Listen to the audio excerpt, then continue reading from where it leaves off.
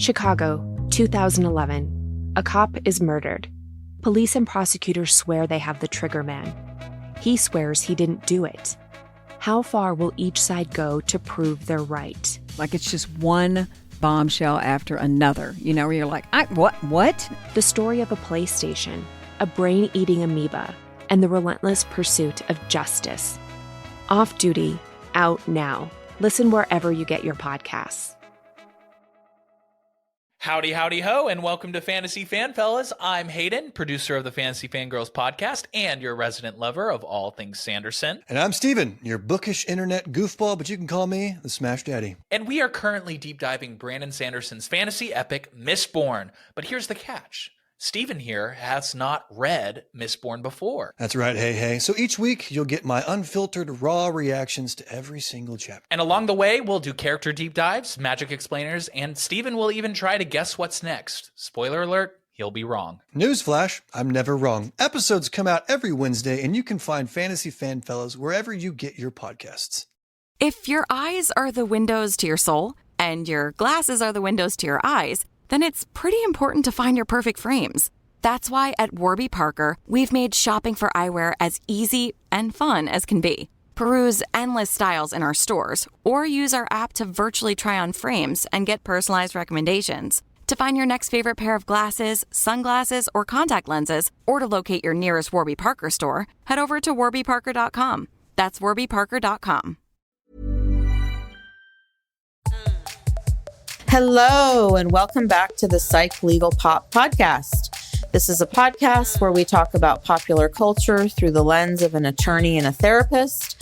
I'm Brooke Brigham, I'm the attorney. And I'm Tess Brigham, I'm the therapist. So today we're going to be talking about the latest Chris Rock comedy special on Netflix. It's called Selective Outrage, yes, right? The comedy concert. Comedy concert. Chris Rock, I think we're both big fans. Yes. We're also going to talk at the end because the comedy concert culminates at the end with him talking about what everyone's been waiting to hear about for the last year is his reaction to when Will Smith 1 year ago got up on stage at the Oscars and slapped him across the face. So we're going to talk about that whole thing. But first, I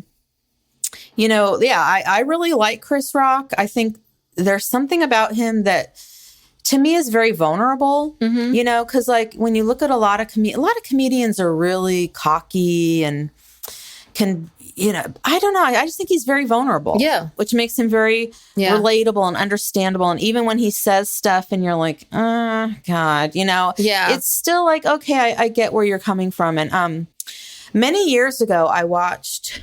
Have you ever seen the show on PBS? It's called, I think it used to be called Finding Your Roots or African American Stories, or something like that. So, Professor Henry Louis Gates Jr., the Harvard professor. Yes. So he hosts this show on PBS where they take very famous African Americans like Oprah and Chris Rock, and they help them find out more about their ancestors because, people who were enslaved, they have very poor records. Like most people don't even know where they came from in Africa.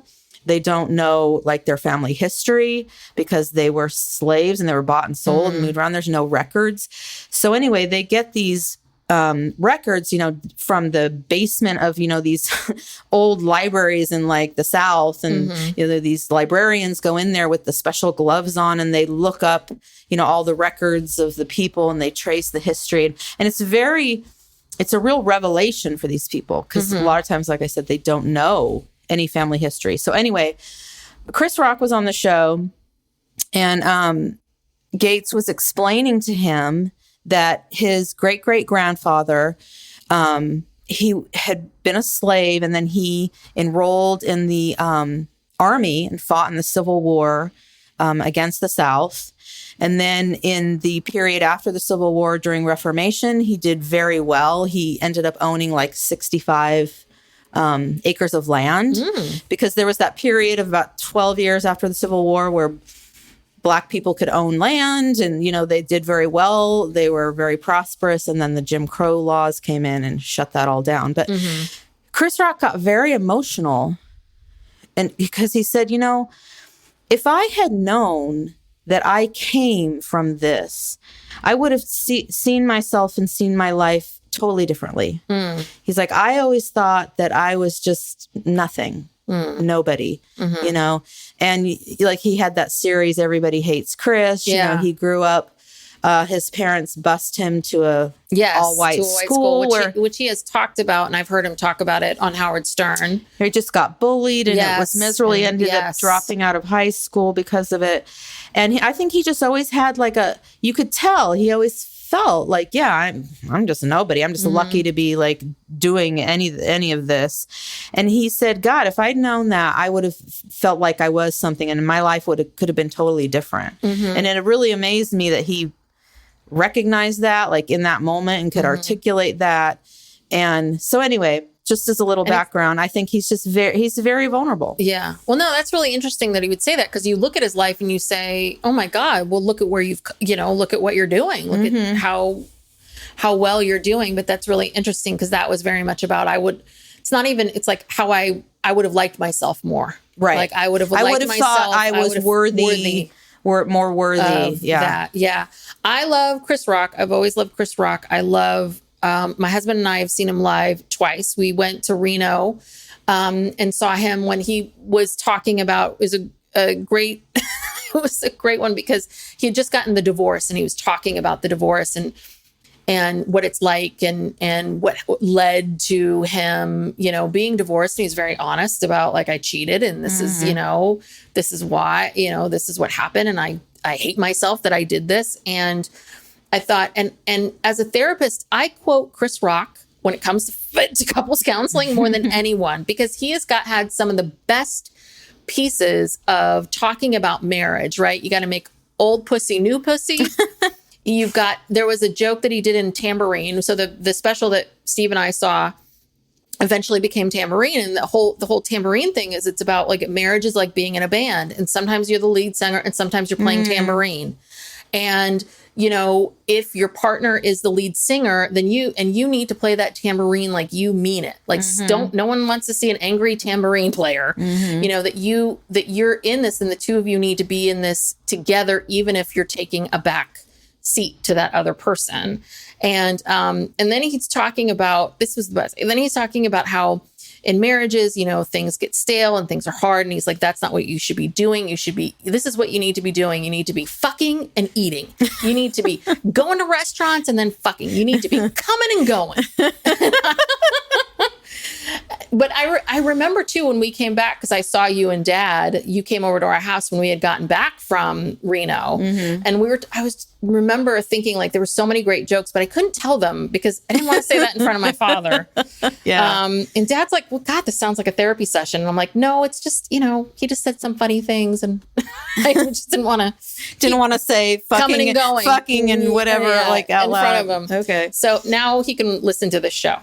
But we did also see, so we got tickets before the slap for he was coming here to Oakland, and we came to see him. So we did see him. And so we saw what was the Ego Death Tour, but basically what became Selective Outrage. So he was kind of testing things out. And so a lot of most of it, I want to say I remember the Kardashian stuff, Meghan Markle, the story about him and his daughter. But the last 10 minutes he did not talk about. He came out and he said, I'm okay, everybody. Don't worry about me. I'm good. And just kind of, and then made a little joke, which he makes in the special of, like, I don't need another rapper, you know, hating me kind of thing. So, and that was it. And he did not talk about it at all. And so I was really excited when this finally came out. And my initial reaction when I watched it, because I actually was one of those goofy people that watched it live, and I thought it was great. I thought he did a really good job. And then when the press started happening about, you know, of course the Oscars were coming up and reliving, and then I saw what Roxane Gay, who I really like and respect. I like Roxane Gay a lot, but then she writes this New York Times op-ed piece that's like, Chris Rock looks very small right now, criticizing the special, criticizing him, criticizing the way in which he dealt with the slap part. And I was just like, and then I went online and looked at some comments, and a lot of people felt that same way. I think obviously there's what did they expect him to do, or what? Yeah, that's what I didn't understand. And that's how I feel about it too, which is that, you know, it takes a tremendous amount of guts and courage to get up in front of an audience and speak, period. Mm-hmm. To put yourself out there on any level takes a lot of courage. And he's been doing this a long time. And he was nationally humiliated, slapped in front of the world. And it's a little bit of like, you know what? Much like the pandemic, there is no playbook for this. Right. There's no right and wrong. There's no right and wrong. There's just how you respond and how you choose to do it. And I think that Chris Rock, you know, processed and probably thought about, how do I want to handle this? Do I say nothing? Do I say something at all? And I think he was like, well, I'm a comic. This is how I process my life and think about my life and talk about my life. I'm going to do it here. Yeah. But, I mean, I think it was very smart that he waited that full year. And I think that the way that he talked about it, he was himself. Yes. He talked about it in a way that felt authentic to him, and in a comedy show. And he didn't go too far. I don't think he wasn't vicious or malicious at all. I thought it was just right because, like, what do you do? What do you say? This has never happened to anybody before. Yes. I mean, it was awful. He had a crime, assaulted. He had a crime committed on him in front of a group of people that no one did anything. Exactly. Well, we can talk more about that when we talk about what actually happened. But it might as well have been. There were things happening behind the scenes we didn't see on the telecast. But the telecast made it look like, okay, well, Will Smith did that. Moving on, you know, the Oscar goes to, you know, and then later Will Smith wins an Oscar. And oh God, okay, we'll wait to get into that. But I also, just real quick on the Chris Rock. So I've heard a lot of interviews. I'm a big Howard Stern fan, and I've heard Chris Rock on there many times, and I think he's been great. You know, very vulnerable, talking about, he's a big proponent of therapy. I always appreciate people like this. He's in therapy himself. Said he was in a men's group, like really working on himself. And one of the criticisms that Roxane Gay had is she talks about all these 90s comedians, you know, Louis C.K. and Jerry Seinfeld, and how, you know, a lot of these 90s guys are kind of stuck, you know, in the 90s, wanting life to be like what it was in the 1990s. And the thing that and it's the same thing that I think people criticize Howard Stern about, which is, well, Howard Stern's lame, you know, he just has a bunch of celebrities and kisses ass, and he doesn't do all the things that he used to do. And it's like, these men are getting older. They're evolving. Like Chris Rock talks about. Chris Rock is in his 50s. He's got 2 daughters. Right. He's evolving. He's not going to be talking about, you know, certain things, but he's still talking about pretty frank things, but he's evolved as a person. Same thing with Howard Stern. Right. Howard Stern's 60 some odd years old. His children are grown. He is rescuing cats with his wife in his spare time. Like, he's evolved. He's not going to be sitting there asking girls to show him your boobs. Yeah. And you know what? And that's okay. And it's ironic. Yeah. We, you know, women especially want men to evolve and mature. And then when they do, they get criticized for it. And it's like, yes, thank God they are changing. They're seeing things differently, as it should be. Yes. And I think that's part of being an artist is that you should be allowed to evolve and change, you know, but it's almost this feeling of, it's okay if you evolve and change in the way in which I want you to evolve and change, but I don't, you know, but if I don't like the way you're evolving and changing, then I don't, you know, then that's not good. Yeah. Now, I do think that Chris Rock had a few jokes in there that I was like, that weren't the best. I didn't love, but again, at the same time, I mean, this is the 3rd time I've seen these jokes, and I'm laughing my ass off. I know, and I think they're hilarious. Exactly. That's the thing. It's like, he talks about stuff that makes you cringe sometimes, and you're like, but you know what? It's true. It's true, and it's funny. Yes. Because, you know, when something's funny, I don't know, it somehow takes the sting out of it. You know, maybe this. But again, too, it's like, well, and that's one of the themes of the show, is Selective Outrage. It's like, there's certain things that we can do and certain things we can't. Certain things we can talk about, certain things we can't. Like we decide, yes, you know, what's okay. okay and what's not. And so as I'm sitting here, I'm looking at my notes and writing down all the jokes.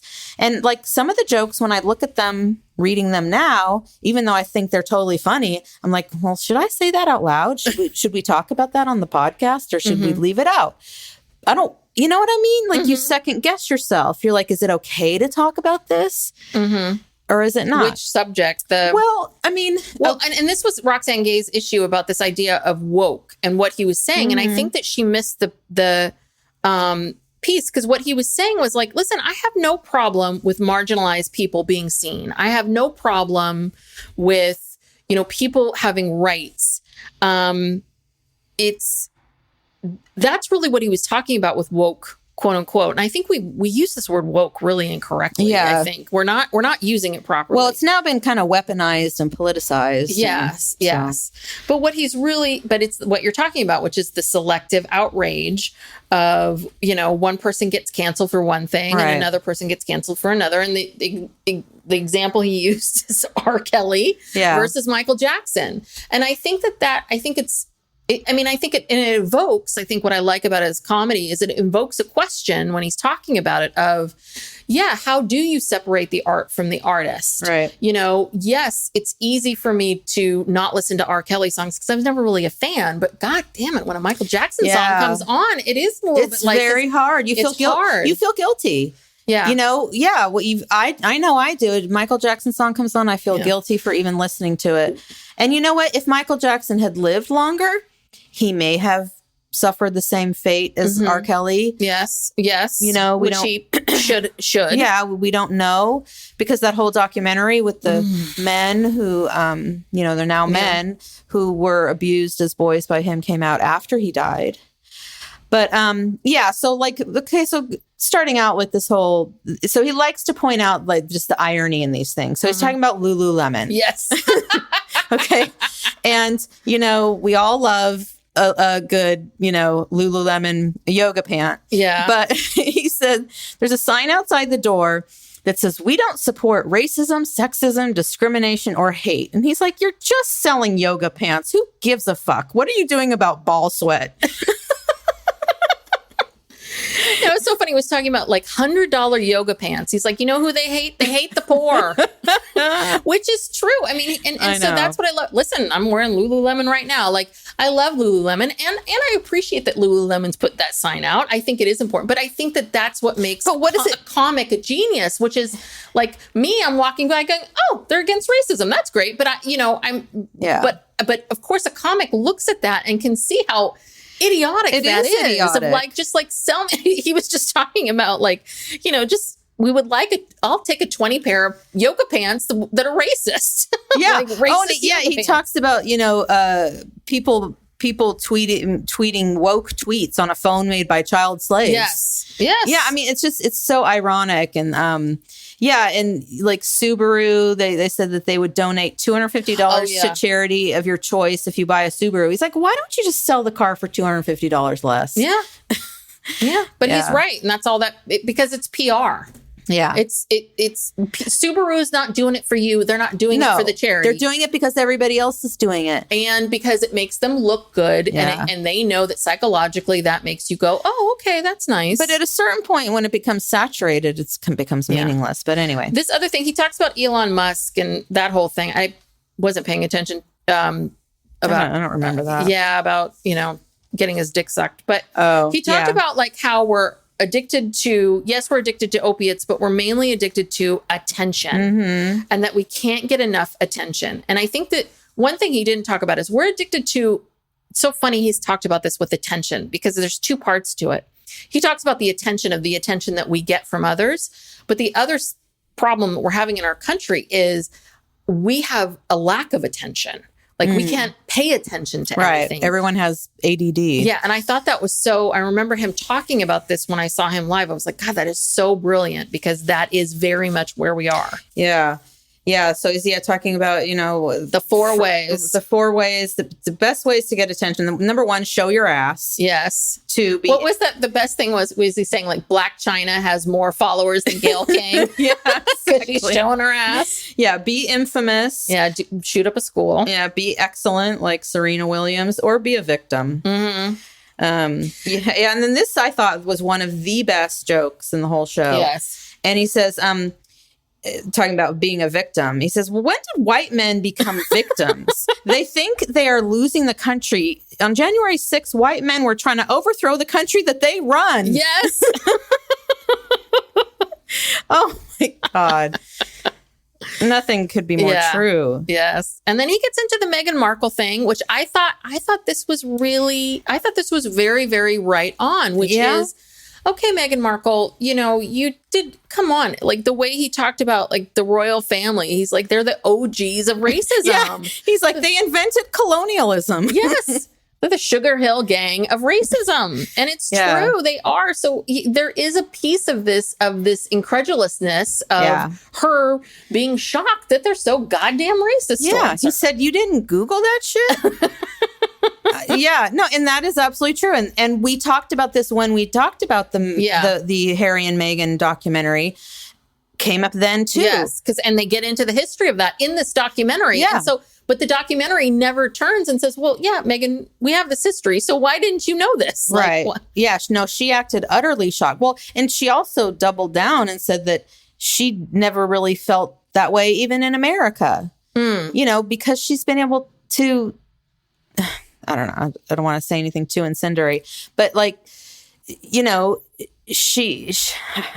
I can't tell with her anymore, like what is real and what is not. Yeah, I know. I still maintain, because we've talked about her a few times and I'm sure people wanted us to slam her. And I still maintain, I think it's a very hard position to be in, but she's really not doing herself many favors these days. It's really hard to like be her champion. It just doesn't feel authentic. Because it's too many stories and there's something off about this. Yeah. And he said that, talking about her, her and Harry were very upset that, somebody in the royal family was asking about, how black is the baby going to be? And he says, that's not racist. Even black people want to know that. Are you going to be a Steph Curry baby? Are you going to be a Draymond Green baby? Yeah. So he said that joke when I was in Oakland, and I assumed that he was picking people. I assumed it was just because of local Oakland, thing, because of the Warriors. But I was like, oh, got all the way to the end there. Nice. Yeah. Well, the Warriors are nationwide. Yeah.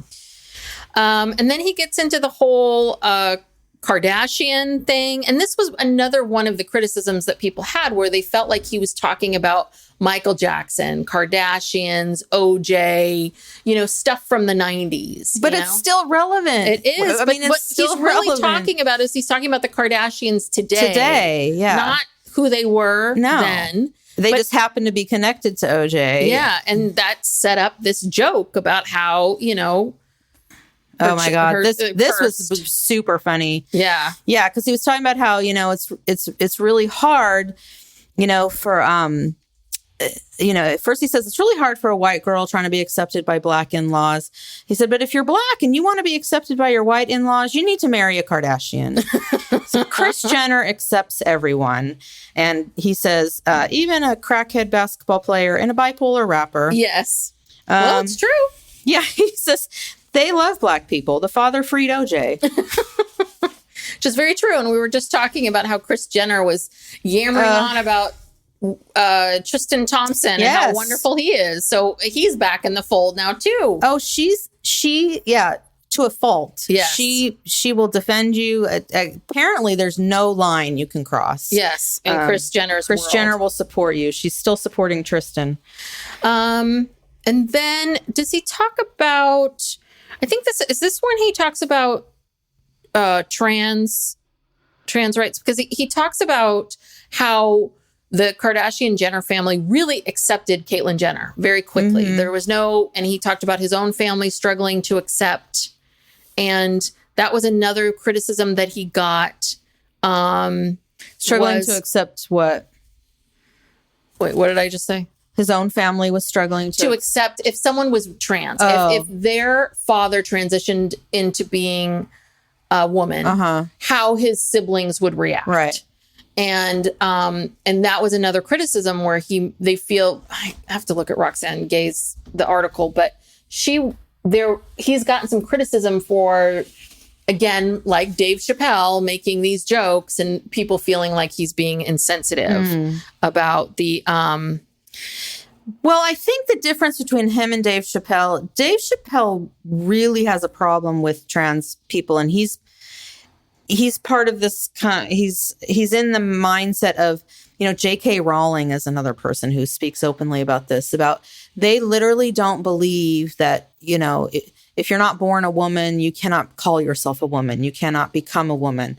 Like, that's very different, I think, than what Chris Rock is saying, where he's just saying, yeah, it's not that he has anything against it, the concept. It's just that it takes people time to like accept that and integrate it into your life. I mean, yeah, it would be very shocking if your father came to you, I think. It would be very shocking if one day your father says, you know what, I'm transitioning to a woman. And it doesn't mean you don't support it or support trans rights. It just means that's something that's going to take some time to process. And so, I mean, that was his point, that the Kardashians seem to just be like, oh, maybe not Chris, but I felt like some of the other family members were kind of like, oh, okay. Yeah. I can't find, I don't know, maybe it was something else someone said. I guess Roxane Gay didn't comment on it. Roxane Gay's article is really... All right. But I do want to, because I think she did make a good point here. I'll go back and look at it. But this section about the abortion stuff was the one section that I was a little like, and I think he talked about this when we saw him live. And even then I was just like, Yeah, I don't really like men talking about abortion, to be honest. Don't like men talking about abortion. I don't like, his big joke was the fact that this is a women's issue, but he's paid for more abortions than anyone else in the room. And about like having a punch card and all of that. And listen, I mean, it just felt a little insensitive, and it's kind of like, really, I mean, is this your thing that you just get women pregnant? And it was very crass. It was very crass, and really, it didn't feel like him. That's the thing. I feel like that's the thing about Chris Rock that I really like, is he can make some really crass jokes about people, but there's always that level of vulnerability underneath, like we were saying.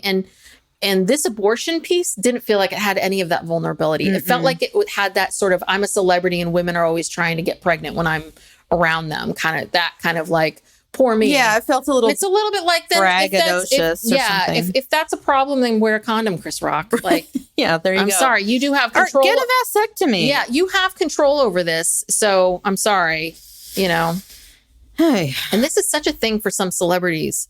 This whole thing with women, trapping them and getting, Well, you heard Bill Cosby. I heard Bill Cosby. So yeah.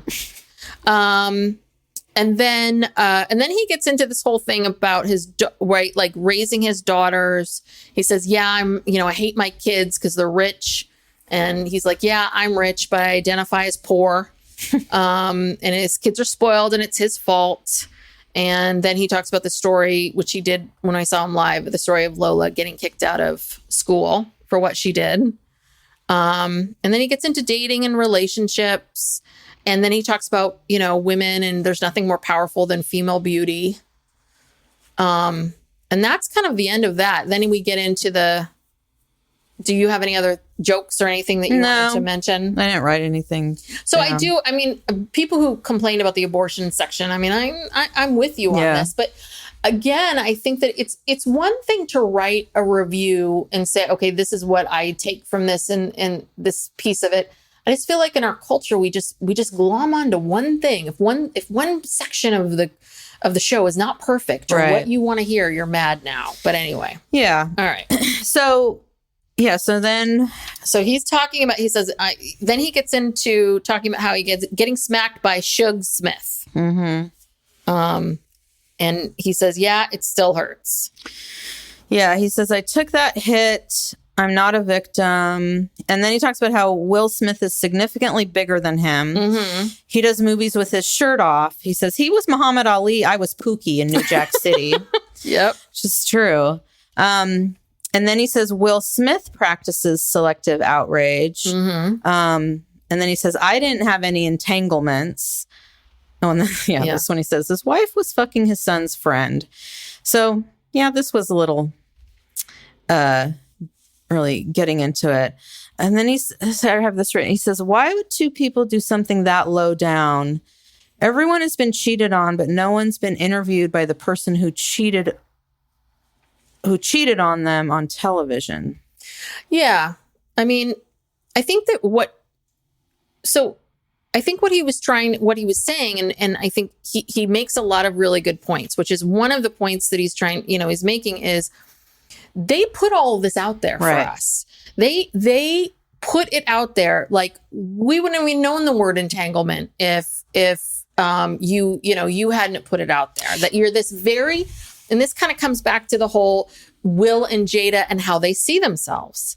So I don't hate Will or Jada. I think both they're good actors. I like Will Smith, but I've never been a huge fan. But the one thing that really irritated me about them is I always felt like they kind of came out with this holier than now attitude about like, we're above it all, or we're special, or we're this, or we're that. And it's like, no, I know a lot of celebrities feel like they are special or they're this. It's like, no, you're a person who has a talent that worked incredibly hard to hone that talent and got luck, and circumstances were such that you got to where you are.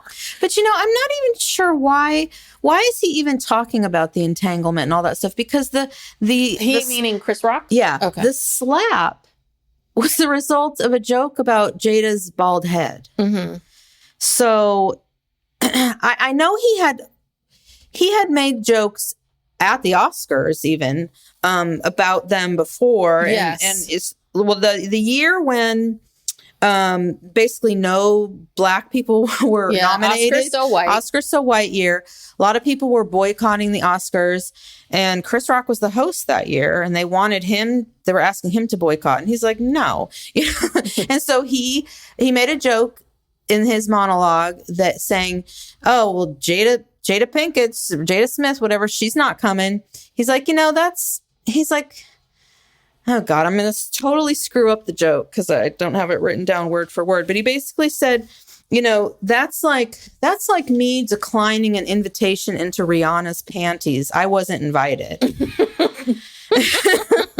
So there was that. And he has poked at them over the years. And I think another thing too was that, remember when Jada basically said in front of Will's face in some interview, I forget who it was with, maybe Oprah or something, but basically talking about how Tupac was the love of her life. And I've heard her talk on Howard Stern. She talks about Tupac a lot on Howard Stern. She talks about him a lot. She makes it pretty clear that if he hadn't been killed, that, she'd probably still be with him. Yeah. And I think that bothers Will Smith. And Chris Rock was always kind of sticking his finger in that, And, he has poked fun at them over the years. But, the reality is that the actual joke that he told was pretty innocuous and pretty lame. And Will Smith's reaction was beyond over the top. Well, and I think this is what he was trying to say. He said, she hurt him. Chris Rock was saying she hurt him way more than he hurt me.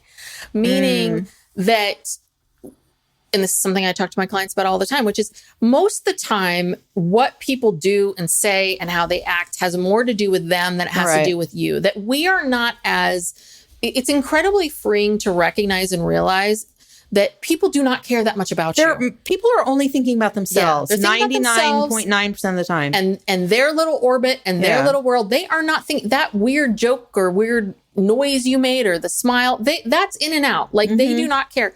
Which is a great thing. It's a great thing that people aren't paying attention to you because you do not have to worry so much about what people think. The second part of it too is that what people do and how they respond to you has more to do. It's got to do with them than it's got to do with you. That it's their anger, their frustration. The barista at Starbucks that's fussing at you is like, here's your drink, right? It's got nothing to do with you. It's because they broke up with their partner that morning, or they hate this shitty job that they have, or whatever it is. And it's so the point that Chris Rock was trying to make that I thought was really good was like, the slap had nothing to do with me. The slap was about her and their relationship and where they are and what he felt like he needed to do, which he talks about in the acceptance. Will Smith talks about in the acceptance speech. Like it had to do with all of that stuff. And just this feeling of what he was really saying is like all of these news outlets, all of these shows, all of these like radio shows all called him a bitch because his wife cheated on him and all of this other stuff, which I don't agree with that. I don't think we should be calling him or her a bitch for this, but let's push that aside. And that he's the one that gets hit. Yeah, because he says everyone in the world called Will Smith a bitch. And who does he hit? Me. He didn't hit 50 Cent. Yeah. Which is very true, right? He's not. And that is, again, and that is a classic schoolyard bully thing, right? Bullies pick on people that they can pick on. They don't pick on people that they know. That are stronger than them or bigger than them. Yeah. So it was a real crappy thing to do. And and then he gets into the whole Jada thing. And he kept saying, like, Jada, nobody was picking on you, that he once loved Will Smith, that he rooted for him, and all of that. Now, I do want to say something about the joke and the hair, because the big thing that people will say is, well, he shouldn't have been making fun of a woman, number one. Like, Chris Rock shouldn't have been making fun of a woman and her appearance. And number two, that she has this issue with alopecia. And which Chris Rock claimed he knew nothing about. Yeah, which I think some people knew, most people, and I didn't know that. The only reason I knew was because I happened to watch an episode of the Red Table Talk where she talked about it. Otherwise, it really wasn't kind of out there in the mainstream news. So I think that if Chris Rock knew that, I don't think he would have made the joke. No, but it was an innocuous joke. And this is the guy who made the movie about black women's hair. Yes, the documentary. Yes. I mean, he is not insensitive to this. Well, but I also feel like I don't know why he talked about it at all. It was such a dumb joke. It was such a stupid thing, and I think that. Right. The Oscars are a weird place. Comedians feel like they need to be funny. I think it was an ad-libbed joke. Oh, God, yeah. I think he thought he would just like look out in the crowd and see someone and say something. So the joke was, let's just put it, he even prefaced it by, he saw Jada and Will are front and center. Yeah. And they're right in front of the stage. And she's got this big gown on. Yeah. And the stage, this was still kind of COVID-y times. And so it was in a different theater, like a smaller theater. People were spread out and they were very close to the stage because the stage had a, what's that when it comes out? Like a walkway, like a runway. And because that's how Will Smith was able to get to him so fast. He was literally sitting right in front of the runway, right in front of the stage. He was literally like 12 feet from Chris Rock. So they're right there, front and center. And at the Oscars, we all know the hosts make jokes about the stars who are in the front. It happens every year. I mean, I think you should be expecting it. But anyway, he says, he sees Jada. He looks at her. He's like, I love you, Jada. G.I. Jane 2. Can't wait to see it. Yeah. And at first, Will laughed at first. Yes. And she didn't really laugh. She kind of cracked a smile, but rolled her eyes. But Will was laughing. Yeah. And that's been seen a ton. Like everybody has caught that and thought that was odd. Yeah. So anyway, go ahead. I don't know where you were going. Oh, no. I was just going to say that, it wasn't even really, it was... Yes, the joke was kind of referencing the fact that she was bald, but again, I think if I'm Chris Rock, if I was at some party, I could make the same damn comment. Right. I could see myself making the same comment, not knowing about the alopecia or not knowing any of that. But you're right. That's one of the things that really bugged me about Will Smith's speech, his acceptance speech later, which was the fact that, this is a part of your job, but everybody gets made fun of. Everyone's get poked out. Everyone has to smile and eat shit sometimes when they don't want to do it. And you celebrities you get these beautiful $100,000 gift bags for coming. You get all of this, you get stuff handed to you.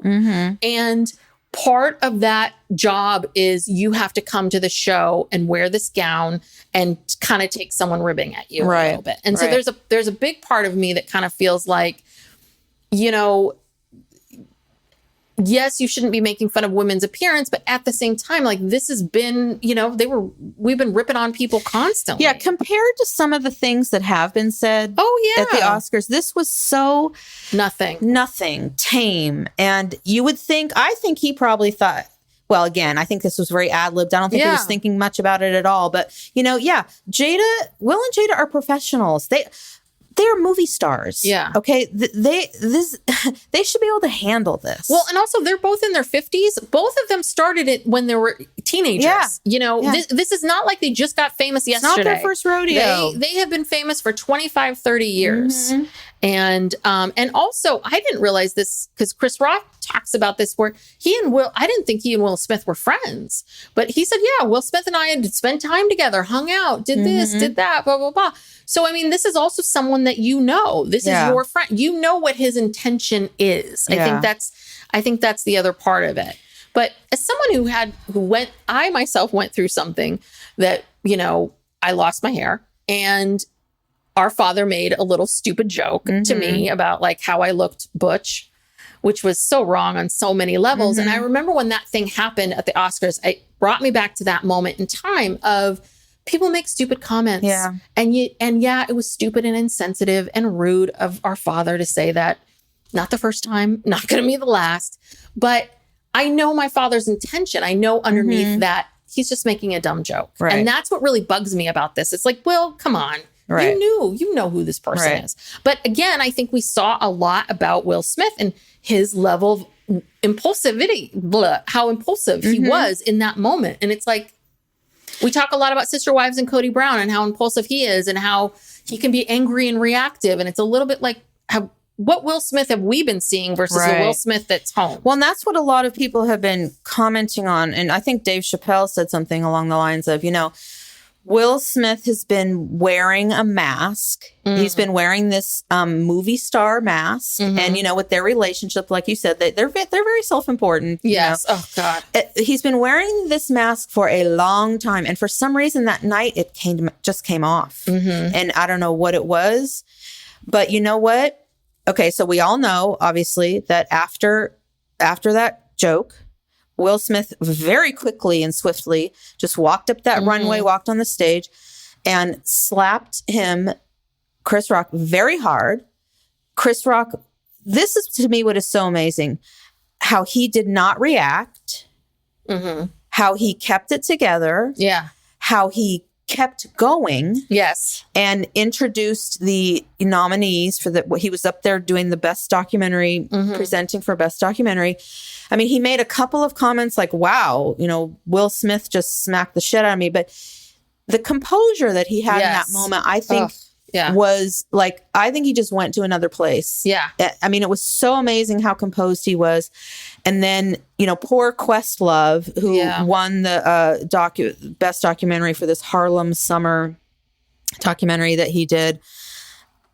It ruined his experience. Yes. It ruined, then later when Will Smith actually won the Oscar, it ruined it for the Williams family. Oh, yeah. I felt because I told you earlier, I'd never watched the acceptance speech ever. And there was like the Williams sisters. And I was like, oh, God. Yeah. I totally forgot their about mother them. is there. Yeah. You know? That's the mom. Was there? She's still alive. Yeah. Their mother is still alive. Because the two of them were there with their husband. I think their whole family was there. Yeah. It's the Williams family, you know, Will Smith's family, his children, you know, Jada, you know, she wasn't in on this. I mean, he ruined it for so many people. And this is the pinnacle of his career. This night is the pinnacle of his career. This man has been nominated several times, never won before. He was favored to win. He knew that this night was going to be his night. And he just threw it all away. Yeah.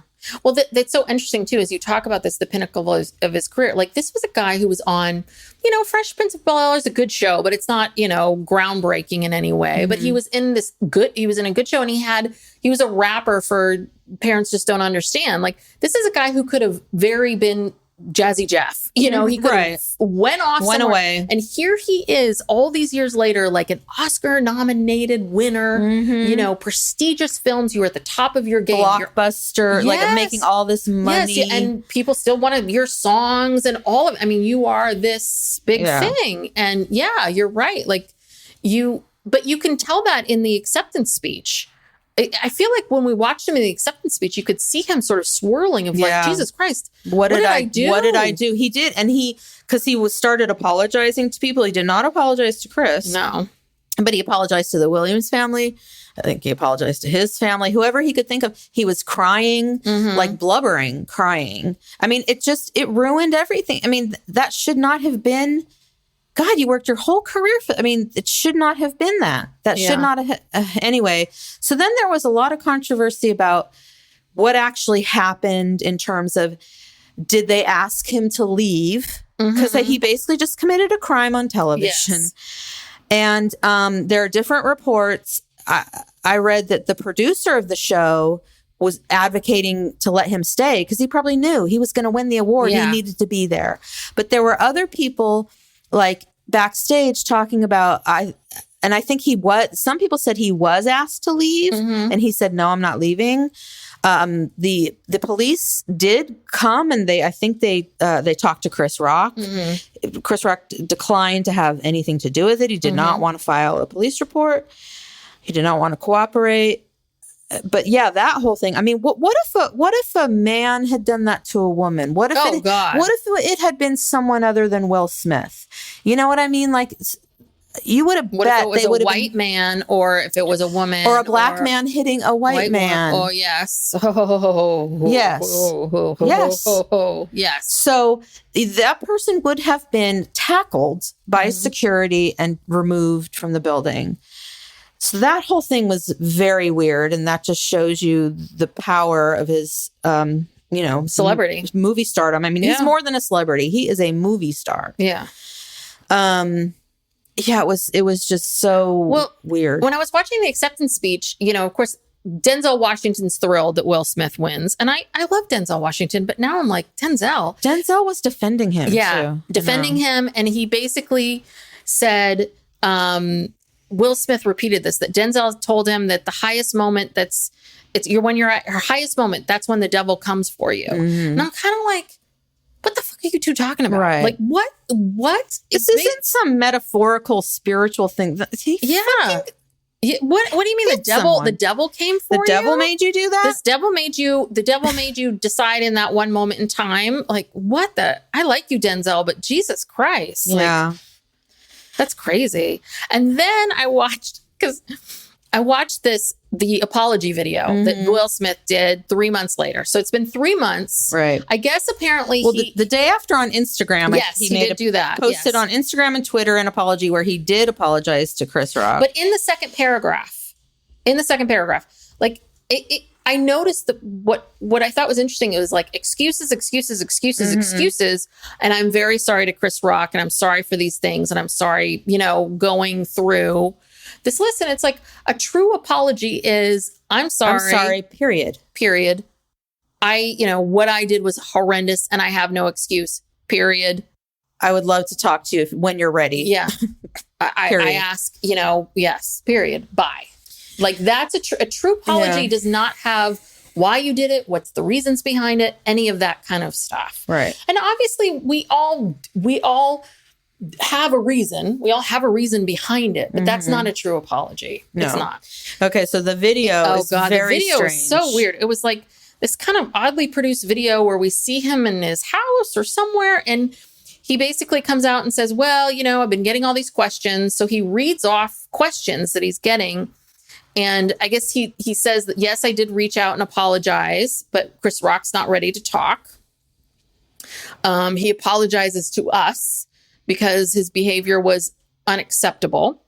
And he says that he wasn't aware of how many people got hurt, and then he gets into that whole thing of, exactly what you said 5 minutes ago, which is it hurt the Williams family. It hurt his family. It hurt Chris Rock's family. I guess Will Smith and Tony Rock, Chris Rock's brother, were very good friends. And it says, like, we're never going to be friends again.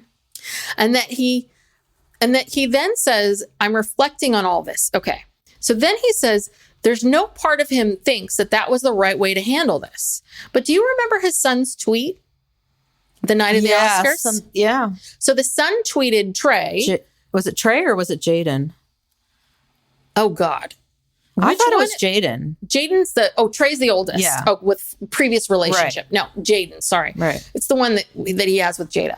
So Jaden says, well, that's how we do it in our family. Right. So there's a little bit of like, okay, hold on a second, Will Smith. You know, like this is your honest reaction, and that's your son's honest reaction to these things that have just happened. Yeah, in the moment. But there's no part of you that thinks that's the right way to handle this. Then why did your son think that was the right way to handle it? And why did you obviously think it was the right way to handle it? I mean, that's such a dumb, there's no part of me that thinks that this was the right way to handle it. Yet, I still chose to handle it that way. I'm sorry. It's a long walk up that runway. Yes, you had time to turn around. Yes. Yeah. But I just think the way his son reacted that way, like, that's how we do it in our family. And, you know, it's like, well, no, then you do. That's then your very family telling. does think this is the way in which you handle things. Right. And I think it's that superiority. I feel like Jaden wrote that because I think he feels like he's fucking special because his parents are famous, you know, and like Jaden, every opportunity, you know, you're a Nepo baby. So keep it together here. And I like that whip your hair back and forth song. It was entertaining, but I'm just saying. Well, those children are, they're not children, but they are so entitled. Oh God, the entitlement. So it's just kind of like, no, you did think this was the way to handle it because your kid is co-signing it. Right. Immediately after. And that video, he only answered like 2 questions. It was about 5 minutes long. Yeah. It was very short and it was very fake. It was very insincere. He sounded very robotic. You know what I mean? It was like he was reading from a script and he was even like kind of smiling and smirking and doing his charming kind of Will Smith. I don't know. I will say, so he talks about, he apologizes to Questlove. Mm-hmm. And then he says one of his central traumas is disappointing people, which I think is a bunch of bullshit because as a therapist, I will tell you, it's everybody's central trauma. Like this is, we as human beings, we used to be in groups, in tribes. And when we were cave people, we needed each other. If you could not get along with the people in your group, you died because they put you out. They put you out there. So we are indoctrinated. We have it inside of us to feel accepted and wanted. And so the flip side of that is disappointment or disappointing someone. So Will Smith, hello, welcome to being human. Mm-hmm. That this is everybody's. And then he talks about this work. But he does say this, and I do want to say, which is he's trying to understand this. He has remorse, but without shame.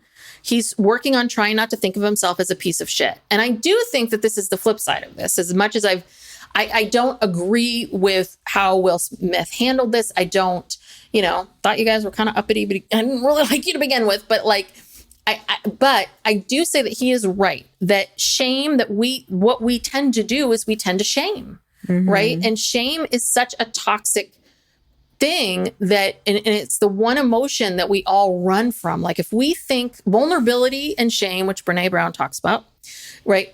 If we have to be able to see the things that we do and process them and understand them and be better from them. But shaming ourselves doesn't solve anything. And shaming other people doesn't solve anything. And I thought I felt like that was the most real part, and I felt like a therapist was working with him on this, which is, okay, you're kind of getting to the point here. And that was the end. I was like, oh, we're starting to get good. Like, let's dig into that stuff that you're talking about. Well, his autobiography came out just prior to the Oscars.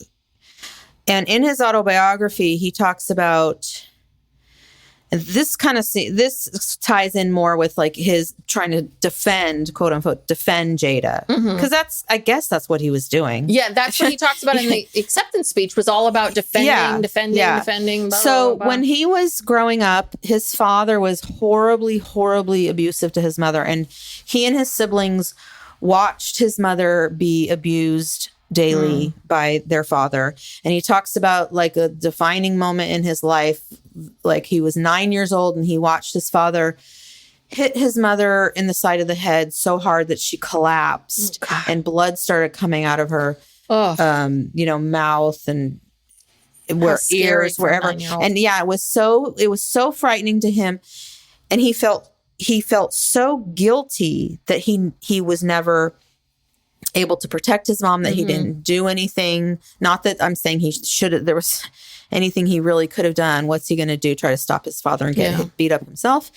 So, but he felt so responsible for, you know, not coming to her defense, not being able to help her, that he kind of decided that someday, but he knew someday he would be able to protect her. But he felt so guilty about all those years that he wasn't able to defend her. So that is probably more of the that's the origin of that.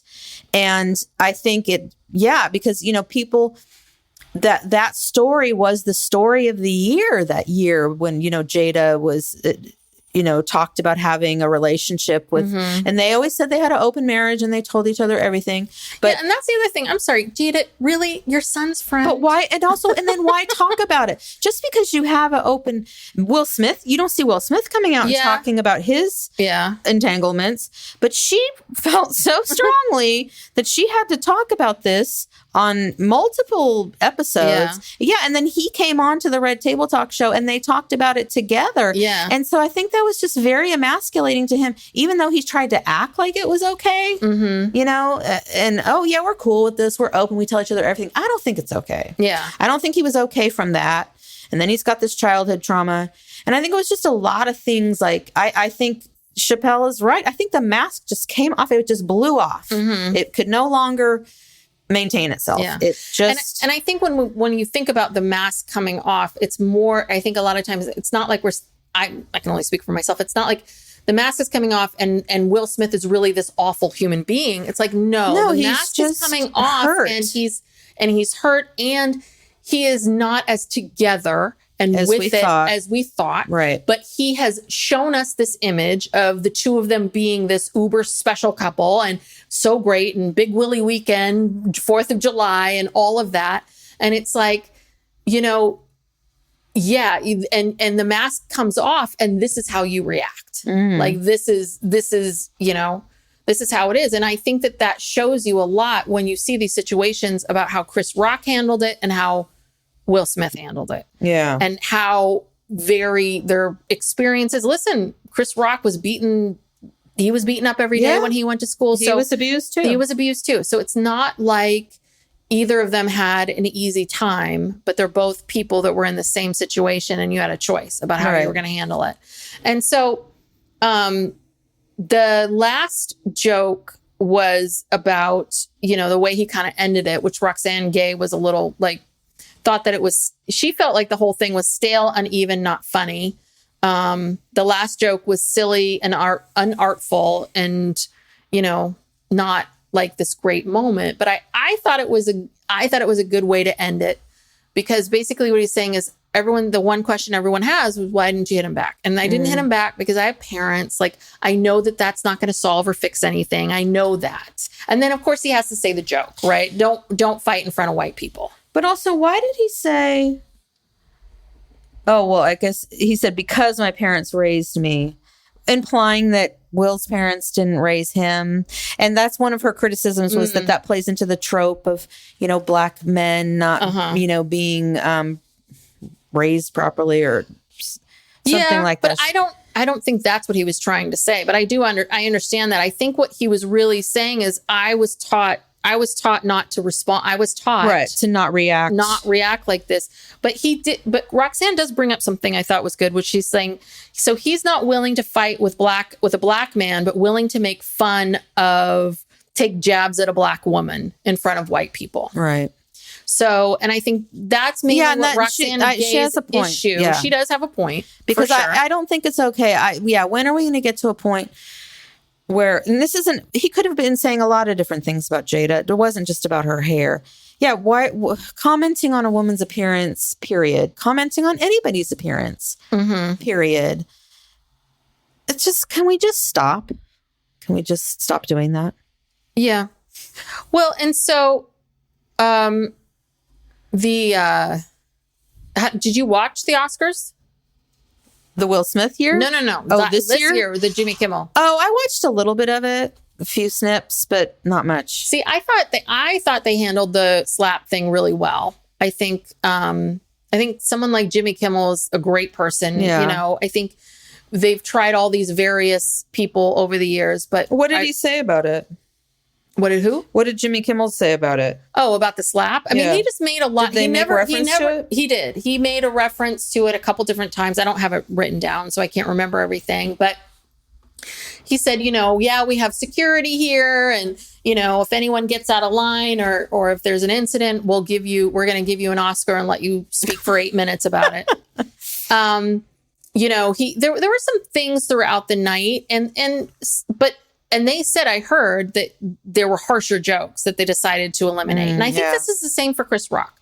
I'm sure Chris Rock had some scathing jokes. Yeah, I felt like he was toning it down. Yeah, I feel like he had some scathing jokes about Will Smith. And I think that he got all that out, which is good to process. That's what I tell my clients, like process it out, write it out, get it out.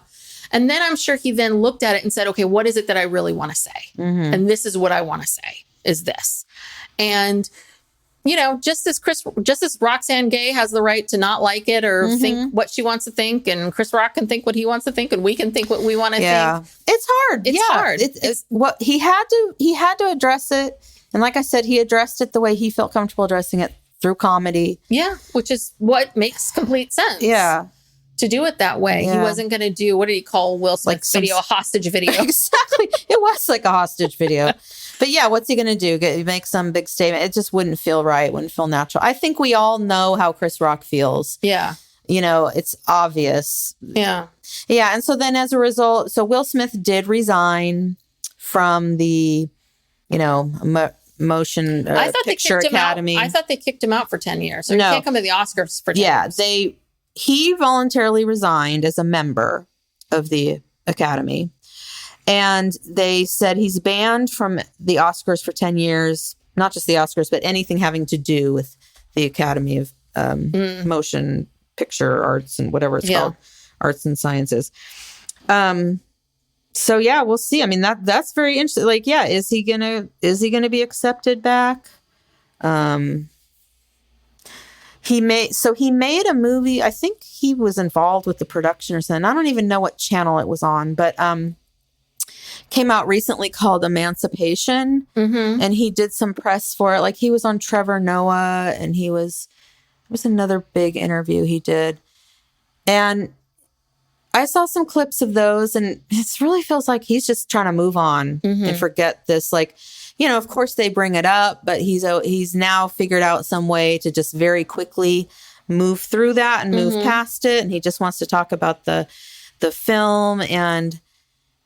But yeah, it's just, we can't just forget. I mean, that was jarring. That was traumatizing. And it had to have been traumatizing for anyone who's a victim of violence. Just the people who were there. At first people didn't know, is this real? Is this a bit? I thought it was a joke. I thought it was a bit. I was like, oh, they're good. And then all of a sudden I was like, and then when Will Smith walked back and started yelling at him, I was like, oh, wait a second. Yeah, this is real. I thought it was like they planned it or something. Yeah. It was, which, and here we are a year later still talking about it. And it's still jarring in that way. You're absolutely right. It was hard. It was hard to watch and see. And it was, and it's still it's just all so complicated. It's so layered. Yeah. And as much as we're trying to introduce all of this AI, because we're constantly wanting to figure out, like, how do we eliminate people? Because people are messy. People make mistakes and they're messy and they do stupid stuff and they're impulsive and they're complicated, and why they do things is complicated. And so, and I felt like that was really the point of what Chris Rock was saying at the end, which is, it's got nothing to do with me. Like, people are complicated. And he was just, and I was just there, wrong person, wrong time. And there I am. Yeah. But God, he was incredibly gracious. Yeah. I thought he could have, he could have reacted much differently at the show and after. Yes. And he was, well, it shows a lot of restraint. But yeah, I mean, Will and Jada, we talked about doing a show about Will and Jada, and it was sort of like, well, where do we start? Yeah. You know, it's so much. And God, I don't even know how to even go about that. And this is why open relationships, it's so hard to be. I mean, that's why I always tell people when they ask about open relationships, I'm like, you have to be communicating. It is so complicated. Someone could be okay with it for many years and then stop being okay with it. You know, a lot of times people use open marriage as a way of like getting out of the marriage, you know? And so if they've had, you know, I think that much like people that have been married for a long time, you know, everyone has their certain situations and all of that, but they never needed to tell anybody any of these situations. Like you're right. They really didn't. Yeah. And she could have just let the August, I guess the guy's name was August, right? That she had the entanglement with. She could have just let that roll. And yeah, why'd she make that public? It was almost to hurt him? I don't know. Why? To hurt August or Will? No, to hurt Will. I don't know. Oh, no. You know what happened? August came out. Yes, he did. He outed them. But all she either needed to just ignore it and it would have blown over. I really do think it would have blown over. She just ignored it. Or she could have come out with a statement and said, you know, whatever she said. But listen, we see this constantly. Adam Levine is sexting women, you know, with a pregnant wife, right? Like we see this piece of it that it's hard for regular people to be married in a relationship for a long time. And yeah, these things happen, but just because your life is public, we don't need to know all these things. Like, you could have just let it roll along. Yeah, you didn't have to share so much. But yeah, I mean, this came out, well, they were always talking about this open whatever, but yeah, finally somebody talked. Yeah. You know, and it kind of blew their... But I feel like I always feel like they talked about it and I felt like they did it in a way of being like, we're so evolved. Our marriage is so evolved that we have this open marriage and we talk about these things. And then all of a sudden it comes out that Jada, again, having your son's friend, or it was, I guess, Will Smith's son with the older son's friend. Son, but like, he's still like a 23-year-old or something. Yeah, he's your 20. I mean, if Will had done that, one of like Willow's friends, that would have been a whole other thing.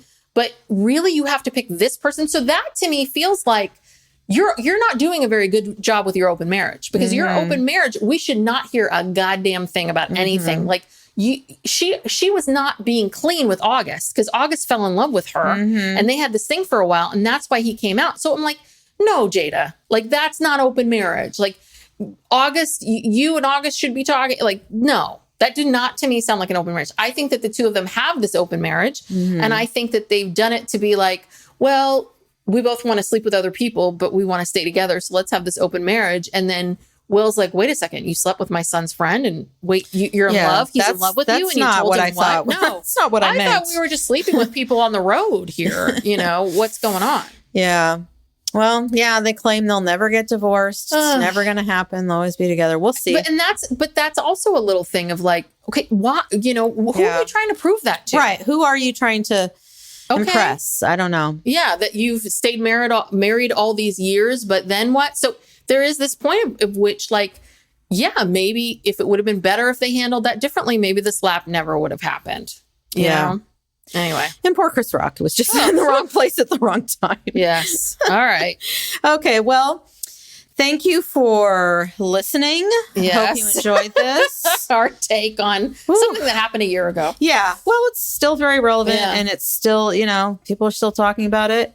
And it's very layered. It is very layered. And maybe sometime we'll figure out exactly how to discuss Will and Jada, although I'm a little bit tired of them.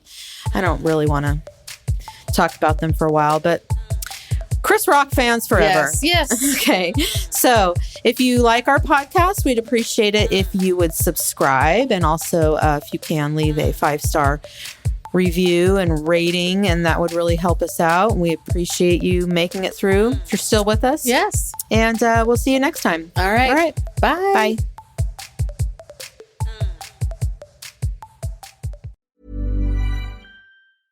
Howdy, howdy, ho, and welcome to Fantasy Fan Fellas. I'm Hayden, producer of the Fantasy Fangirls podcast and your resident lover of all things Sanderson. And I'm Steven, your bookish internet goofball, but you can call me the Smash Daddy. And we are currently deep diving Brandon Sanderson's fantasy epic, Mistborn. But here's the catch.